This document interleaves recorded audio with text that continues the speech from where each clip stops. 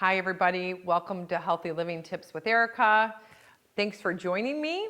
So I love doing this class because we touch on just about everything on mind, body, and spirit health, because people think healthy living is just eating, but it's not. There's so much more involved. So if you are guided to click here, wonderful. You're going to learn a lot. I really recommend, if there's a newbie out there that you have a family or friend that just needs a basic healthy living crunch class, this is great for that.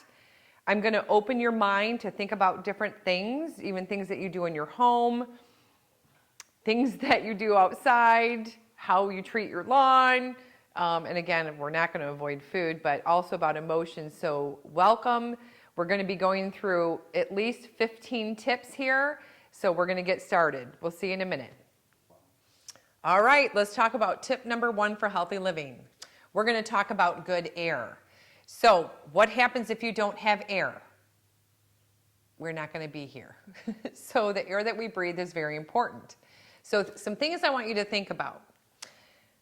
Your indoor air quality in your home is super important because you spend most of your time there, especially in the winter months if you live in a colder season. I want you to think about the candles that you burn. Make sure that they do not have fragrance or synthetic chemicals in them. I personally like beeswax and natural essential oils.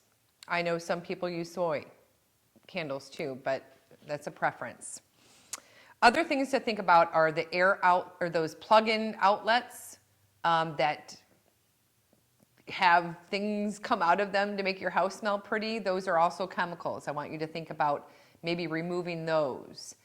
Think about even having smokers in the home. That will be an air quality issue too. Getting outside and doing deep breathing is very good for us. Obviously, in a very heavy industrial area, that might not be a great idea, but getting out into the woods, into the fresh air where there's lots of oxygen and lots of trees around, you need that. So with this, let's talk about, I want to give you guys an example of something that I learned. So there was one of my mentors. She had a client, a little person, a young girl that was around 10 years old, and she kept on having health problems. Couldn't figure out what was going on, why she couldn't get better. So my friend had asked the parents of the little client of the 10-year-old girl, what goes on in your home from start to finish, first thing in the morning to before she goes to bed? Well, the mom said, well, my husband gets home, he's a mechanic, and he gets undressed and takes all of his clothes off and puts them in the hamper in the laundry room, and blah, blah, blah, blah, blah. This is how their day went. Well, come to find out, the exhaust and all the chemicals on the dad's clothes was actually causing the health problem with the young girl. Something to think about. When you're painting your homes, guys, it's not good to move in the next day or even sleep in that room that night. That paint needs to dry. It needs to, the chemicals need to be burned off per se. Sometimes a tip is to, if you've just painted a room, you can turn up the heat for a few hours. If it's too hot, leave the house. Well, you should be leaving. Let that stuff clear out of the home, open up the windows and get those chemicals out of there. I see so many things that show up in my office with those type of air quality issues. So just something to think about. That was tip 1. The air that you breathe, deep breathing, that beautiful fresh air is the best thing for you. And know when you're doing deep breathing, you're actually releasing toxins out of the lungs and out of the body. All right, tip number 1. Now we're going to talk about tip number 2. Tip number 2 is good food.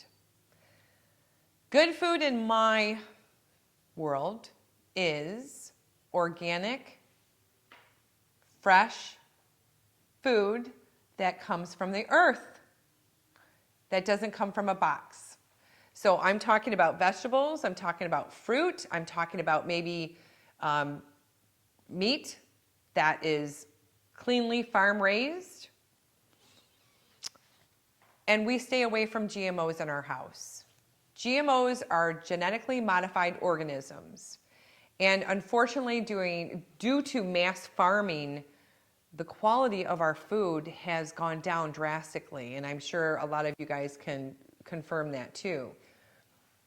It's meant to be rich in minerals, our soil. Our soil is meant to be rich in minerals and vitamins. And then your food that grows from the soil or the animal that eats the grass from earth is getting good nutrients. This is why we seem to have to supplement so much, is that we're just not getting the nutrients that we need from the earth. So again, organic, clean food, not food from a box. When you get food from a box, you know that there's preservatives in it. We're not meant to be preserved. We're meant to ourselves to recreate and die off. So food's so important. Something to think about too, that we practice in 80% of live food and 20% of the other food. And I kind of call that dead food too. So our diet intake should be more fresh fruits and vegetables and clean meats and clean water. But we're going to talk about water in another subject. But again, it's just simple. And what I like to tell people is, well, what kind of food should I eat? Blah, blah, blah, blah, blah. Well, you really should research on what your food sensitivities are. I will tell you I avoid GMO foods. That is the wheat, that's the soy, corn, sugar, bad oils and fats. We avoid those. Oh, Lord goodness, can't forget about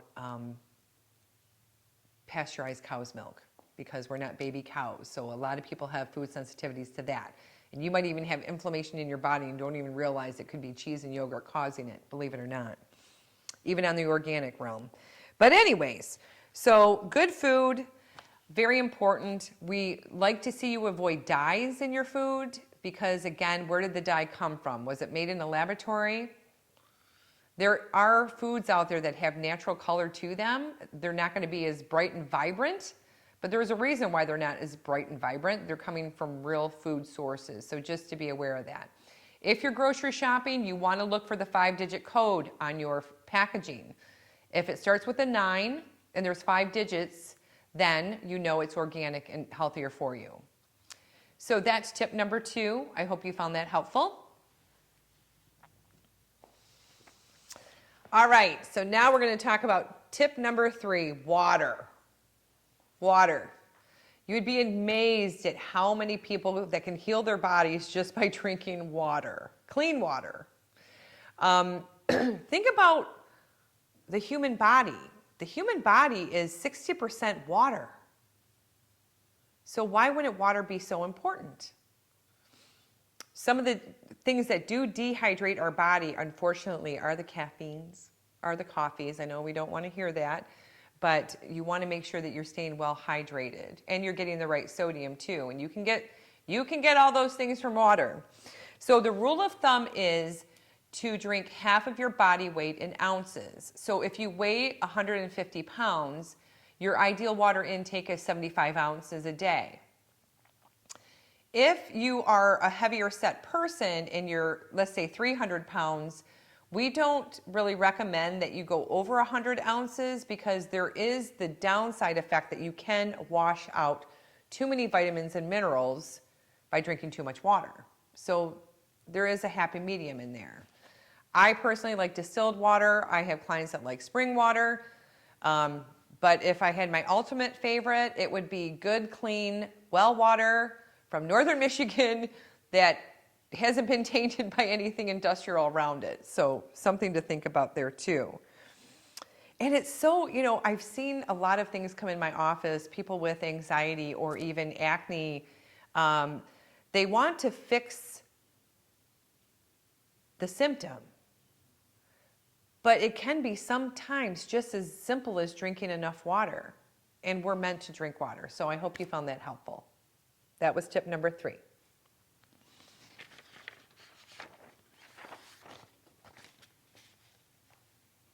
All right, tip number 4. We're going to talk about digestion and digestive enzymes. So, do you have a digestion issue? Your digestion starts in your mouth. It starts in the saliva. You actually have enzymes there that help break down your food. goes down your esophagus, you have a pancreas, you have a gallbladder, you have a liver. They're all working together to get this food broken down. You have hydrochloric acid in your stomach with other enzymes, and then it goes into your small intestine, goes into your large intestine, and out the chute, right? So let's talk back about real food. If your diet is not eating real food, and real food is going back to veggies, fruits, things that grow from the earth, then your body is not going to get the assistance that it needs to digest your food, period. The body is designed to accept real food and get those enzymes from the food so the chute works. This is an engine. We do have supplements in the office where you can take a digestive enzyme. So I will tell you, I travel with my digestive enzymes. If I'm eating out somewhere and I feel like the food isn't of good quality, or maybe they cooked with some oils that weren't healthy for my body, then I will take a digestive enzyme. Now, that just means that I'm taking a little supplement that's packed full of nutrients to help break down the food. For you acid reflux friends, this is lack of hydrochloric acid in the stomach. So you've had years and years of maybe damage to the tummy, unfortunately, that it's kind of like the engine's trying to run, but it just didn't have the right fuel and repair needed. I like to use animals as an example too with digestion. You know what happens if you have a sensitive dog. I know I have friends that give their dogs table food all the time. We don't normally do that with our dogs unless I know it's a good organic egg or good organic chicken or something, because they're meat eaters, right? But think about this. You're not going to give your dog a Twinkie, and I'm not calling out Hostess. I think it's a beautiful thing once in a while to have it. But you know what's going to happen to your animal if you give them something that they're not supposed to have. They're either going to be throwing up or they're going to be eating grass outside to try and help their digestion, right? And this is our engine. You're not going to go put water in your car to make it run. Food's no different. So that's just a little talk about digestion. It's a beautiful system that runs together. We just have to give it the right fuel. So that was tip number 4. All right. All right, so now we have tip number 5. We're going to talk about elimination. BULLS. That's the acronym that I like to use. Bowels, urinary system, lungs, lymphatic, and skin. All of those are ways that the body eliminates waste. Your bowels. The rule of thumb is you should be having 1 to 3 bowel movements a day. If you're not, the pipes are getting clogged and it's going to turn into toxic waste in the body. So if they're not moving, there's other things you can do to get that moving. It could be as simple as drinking water, and it could be just eating more real food. But if you need some assistance, you can always reach out to your practitioner to help you. Your urine is where you pass dead cells out of the body. Our cells are replenishing all the time, and you have trillions of them. That is the exit mechanism for getting rid of dead cells out of the body is through your urine. So it's so important for your kidney health and to be able to urinate. Your lungs, deep breathing, again, that gets waste and elimination, toxins out of the body. Then you have your lymphatic. So your lymph system is a highway system through the whole body. There's clusters in your armpits and in your groin and in your throat. In fact, I've had cheese this week. Yes, I cheated, so my limbs are a little swollen this week. It was a birthday party, that's my excuse, but anyways, I'm still recovering from it because I don't digest cow's milk very well. But how this can get cleared up is by me moving. It could be exercising, running, jogging, jumping jacks, just something to get the body moving. If you're in a position where you cannot move without pain or discomfort, or you're not in good of health to do that, then dry brushing. It's a little wooden brush that has this, I mean, it's like this long, has a brush on the end of it, and you just stroke up your arms, both sides. You want to stroke your legs and everything to the heart center. That will get your lymphatic moving. And then your skin. Your skin, I mean, when you sweat, toxins are coming out through your sweat glands. So again, it's really important to hydrate and make sure all those elimination pathways are open. Again, your bowels, urinary system, your lungs, your lymphatic, and your skin. I hope you found that helpful. Thanks. That was tip number 5. Okay. Tip number 6, essential fatty acids. Essential fatty acids is a simple form of saying fat. Our bodies need fat. I look back in the 1990s when the low-fat diet came out, and everyone was like, oh, I got low-fat this, I have low-fat that. What the heck? Who thought that was going to be all right? We're meant to eat fat, my friends. We are. Good, healthy fats. Your brain is mostly fat. I want to say the brain is, I think it is around 60% fat. Don't quote me. You might have to Google that one, but it's between 60 and 70% fat. So I like fats from avocado, borage oil, fish oil, a steak, not hydrogenated processed oil, but cold pressed oils are great. A cold pressed olive oil is great. You need fat. Your joints need fat. Your endocrine system needs fat. Your thyroid wants fat. Make sure you're getting enough fat. Low fat diets, out. This isn't, I know people say, well, I'm worried about a heart attack and getting too much fat. But the whole system needs to work with fat. So just kind of food for thought, no pun intended. That's really it about fats. I hope you found that helpful. That was tip number 6. All right, so we're going to talk about tip number 7. This is pH in your body, potential hydrogen. We can test in the office your pH of your saliva and of your urine. And we can tell what health your body is in right now. If your digestion is running too slow, if it's running too fast, if you're toxic, okay? If you've got too much buildup in the body. pH is a great indicator to check your body health, and you can buy pH strips all on your own to test your own. The rule of thumb by Dr. Carrie Reams is 6.4 urine and saliva is perfect. If you get too high, above 6.4, then we're running into problems. If you get below 6.4, we're running into problems. But then again, if you're close to 6.4 and like you're 6.7 on, urine or saliva, you're in a healing range. You just don't want the extreme. Let's say that your body's running too acidic. Let's say you checked your pH of your saliva and your urine. You need more real food.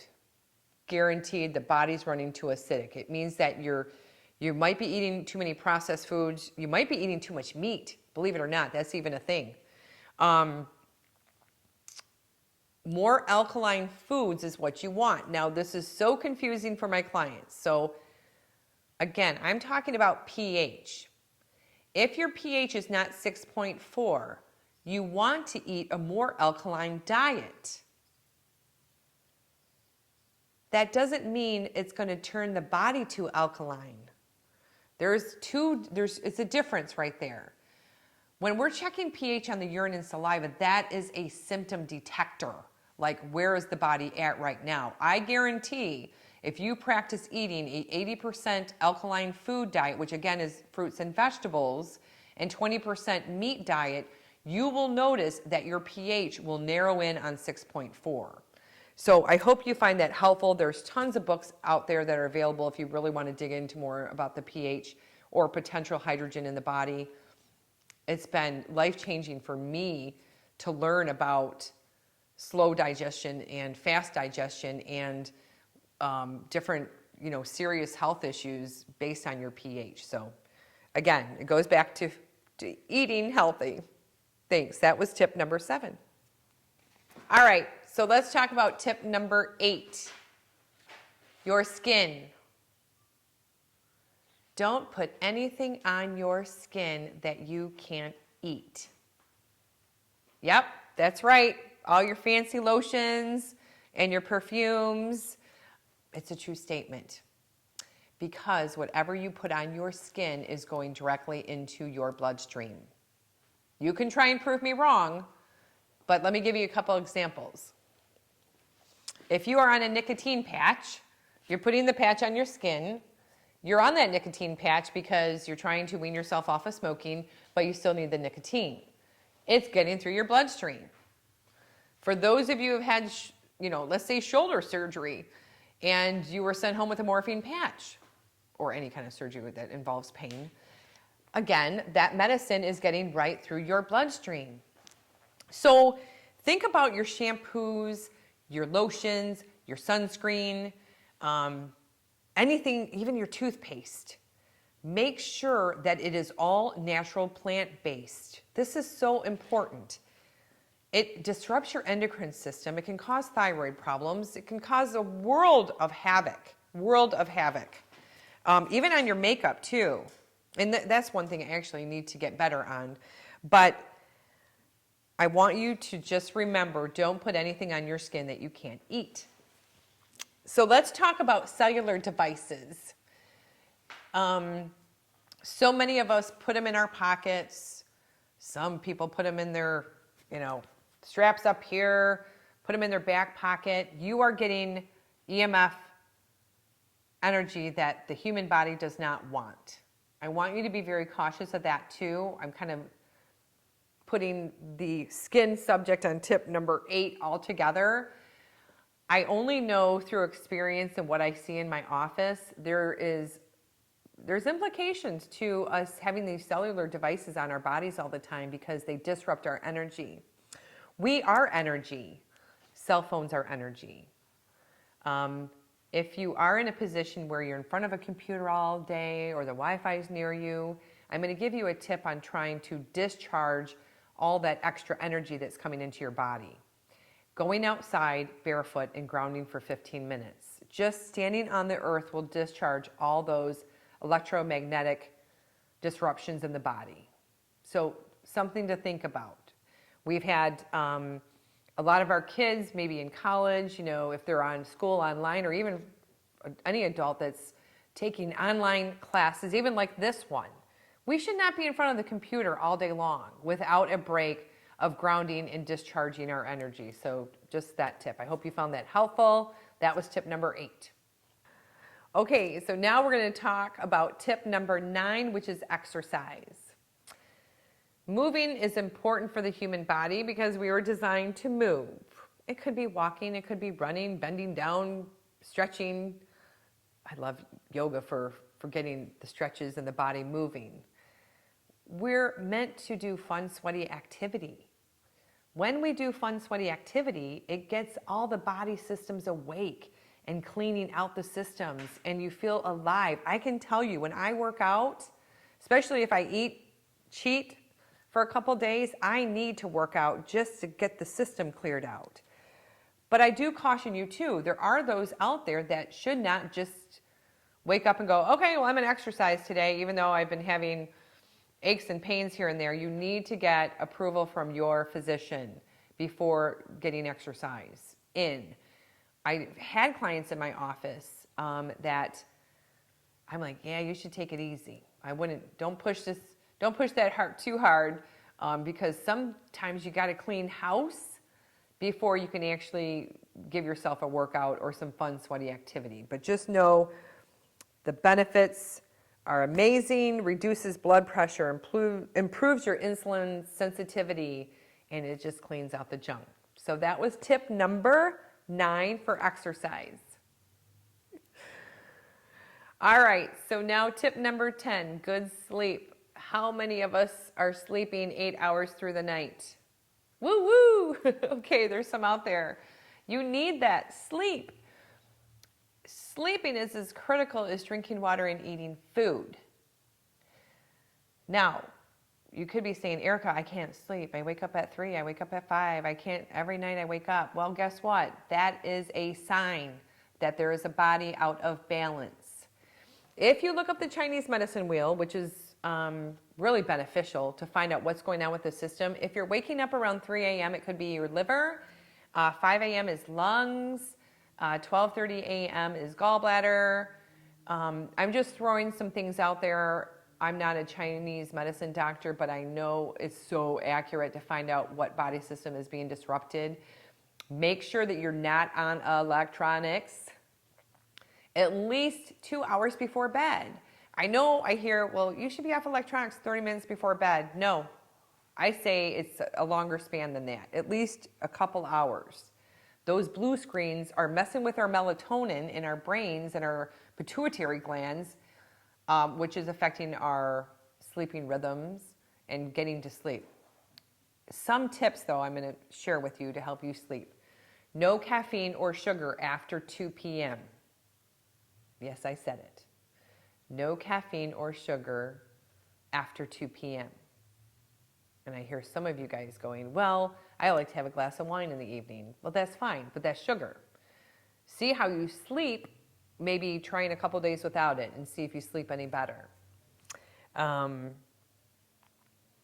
Lavender is a good, helpful tip. That's what our family uses. I use chamomile, herbal drops to help me sleep sometimes, but I'm a gal that goes after the cause. I want to know why I'm not sleeping. And I invite you to do the same. Trying to think of some more things. Okay, so I wanted to share this with you too. Apparently, somebody did a study, I don't even know how they did this, on how long a person can live without sleeping. Who did that? Did someone get near death for them to figure it out? So here's my question to you. How long can the human body go without sleep, without actually dying? 11 days. I don't think I couldn't go 2 days. I couldn't go 24 hours without my sleep. I'd be so crabby. I don't know how anybody can do that. So, but at nighttime, that's when we rest and digest, when you release and let go, and the cells are doing all their work of replenishing and getting you healthy. So just know you need sleep. Another symptom of not getting enough sleep is if you have a twitchy eye. That's what I've experienced in my own household. If the eye starts twitching, question how you're sleeping. Okay, that's tip number 10. All right, so now we're going to talk about tip number 11, emotional balance. Probably my favorite subject and how it affects our health. I mean, we're in tip number 11. I'm hoping that you're finding all the previous tips really beneficial because we can't all walk around and be perfect, but if we can just implement 10% of what you're learning today or just little things here and there, number one, you're making yourself healthier and you're also helping this beautiful earth that we live on. But let's talk about emotions. If somebody told me 15 years ago that, I wish they would have told me longer. If they would have told me 15 years ago that your clients' health issues were 100% emotional related, I would have said, whatever. I would have never believed it. So true. Especially from me that I work with the energy centers in the body, which are the chakras. We're not going to get into it in this class of healthy living because that's another class in itself. But emotions affect our health. So I have to share with you my experience. And the negative emotions are jealousy, fear, anger, guilt. Positive emotions are joy, gratitude, blissful state, love. Those are all positive. If I told you that the negative emotions destroyed hundreds and thousands of cells in your body, and if I told you that positive emotions rebuilt thousands of cells in your body, what would you choose? Good question, right? Well, I'm going to try and choose happy, healthy when I can, but life doesn't always allow us to do that. So, all right, so let's talk about this. How many years ago? 10 years ago, I lost my mother. And shortly after I lost her, I became very ill. Couldn't understand it. My Epstein-Barr went active. I had to take a medical leave from work. I had shingles. What the heck happened? Even my naturopath doctor is like, Erica, what on earth did you do? Because they were looking at me from a body standpoint. You needed to look at me from an emotional standpoint. I was dying of a broken heart. And I know that you can share a story with me too of maybe a husband and wife that had been together for 50 years and the spouse passed away and then the other spouse passes away weeks, months later. That was broken heart stuff. How do we find joy back into our lives? Why are we here? We're here to live in joy and help each other and enjoy life. That, I believe, is our sole purpose. To live in love and light, teach and learn, and live in love. I mean, what else is there? So I don't mind sharing my experience with you, but I want you to know how the negative emotions affected me. And it took me a year to get out of that mud that I put myself in. I didn't think it was right for me to be joyful, to continue living a joyful life because I lost my mother. And honestly, I know she was on the other side going, oh, this girl's got to get going. Get her moving. So food for thought, please choose happy for your emotional health. That was tip number 11. All right, so now we're going to talk about tip number 12. This is called spiritual balance. This is part of healthy living. We do talk about this in my office because I find it enormously important. You don't have to be religious. Actually going outside and sitting under a tree and just being present, that is spirituality to me. We're supposed to be present in this life. When we're not present in this life, we're not enjoying life and we're not observing the wonderful things around us. That could be people. It could be your flower garden. It could be the food around you.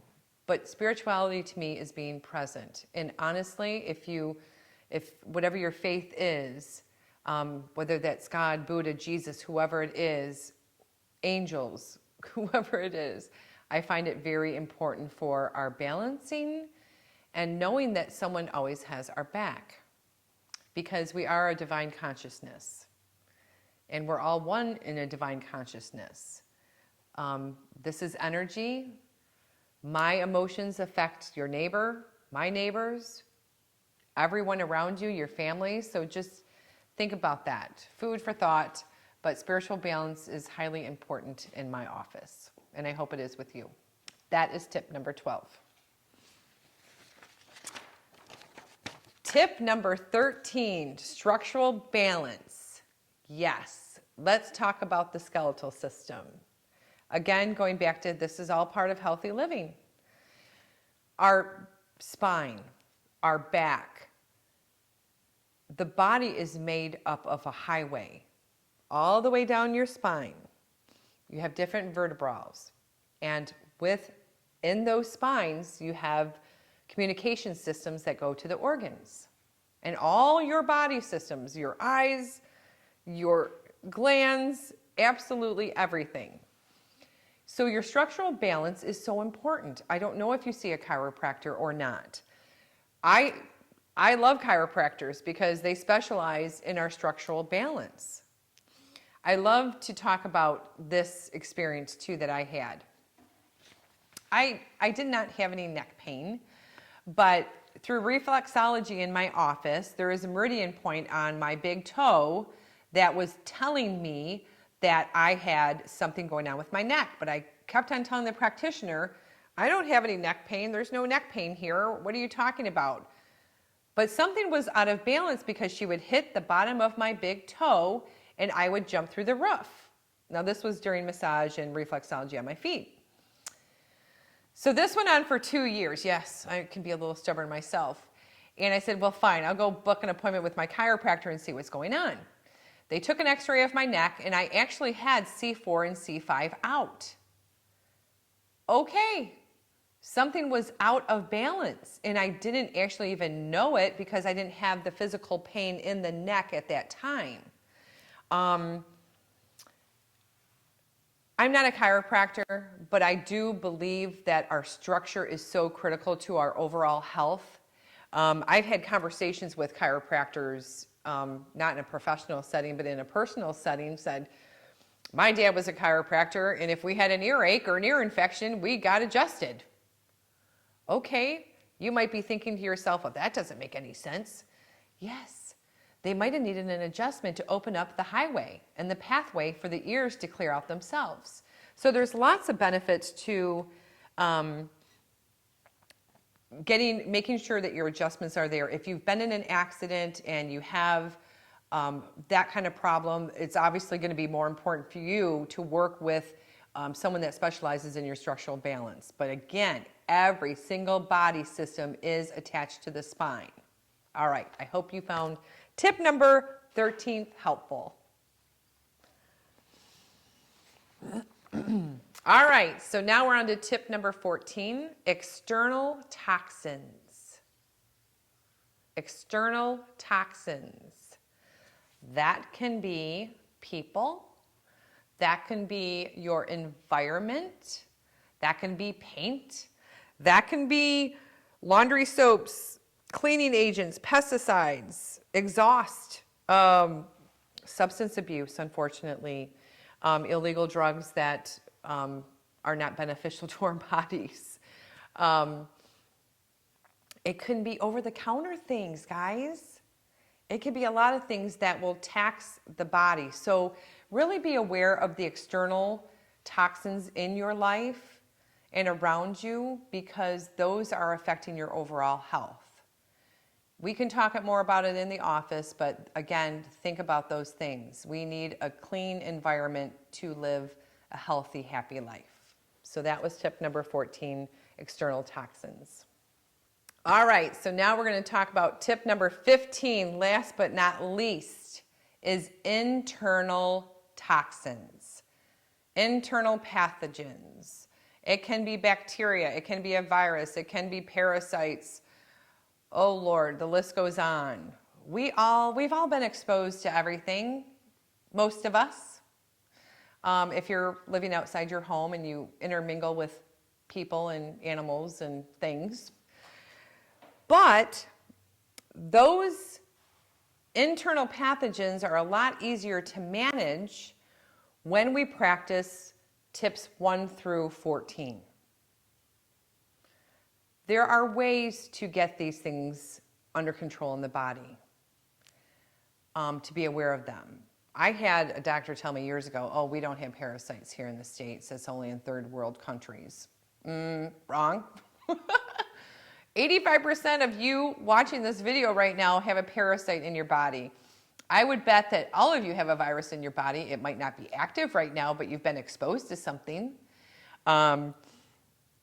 There's all different kinds of things that you can do out there for detoxing. You could juice real fruits and veggies. You could eat real fruits and veggies. You could take special herbs to clean those things out. There's homeopathics out there that have been around for hundreds and thousands of years, my friends. Yes, they've been around forever that can help clean out the body. But again, like bacteria, that seems to be at the forefront for a lot of people. It can be bacteria that is like invisible to different methods of testing outside of my office. And it could be wearing you out, making you feel run down, and you don't know what's going on. Well, I can tell you what we do in my household. I always have oregano on board. I always have a multivitamin on board. I always have vitamin C on board. Anything to help fight that. And the earth has provided all that to you. You could call our office. You could go find a practitioner near you that understands all those tips, 1 through 14, to help you eliminate what needs to be eliminated. So I hope you found that helpful, but that was tip number 15. That would be internal pathogens and toxins. So to wrap up, I hope you found these tips helpful. Again, you have free will, free choice.